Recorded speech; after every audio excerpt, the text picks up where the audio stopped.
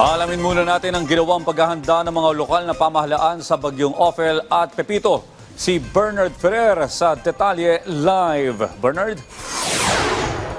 Audrey, puspusan ang ginagawang paghahanda ng iba't ibang probinsya at ahensya ng pamahalaan kaugnay ng bagyong Ophel at Pepito upang matiyak ang kaligtasan ng publiko. Sa Isabela, muling naghanda ang Public Order and Safety Division ng Cauayan City sa posibleng paghagupit ng bagyong Ophel. Nagtalaga na sila ng mga tauhan sa mga lugar na kailangang respondihan.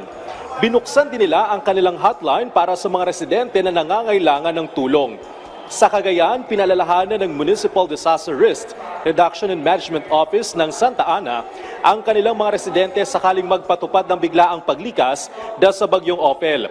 Partikular dito ang mga nakatira sa flood at landslide-prone areas. Tiniyak ng Santa Ana MDRRMO na sapat ang kanilang evacuation centers, bagamat ilan dito ay natuklap ang bubong bunsod ng epekto ng nagdaang bagyo. Sa Manila, pinag-utos ni DSWD Secretary Rex Gatchalian ang paghahanda ng mas maraming family food packs habang patuloy na nagbabanta ang bagyong Ophel sa Northern Luzon.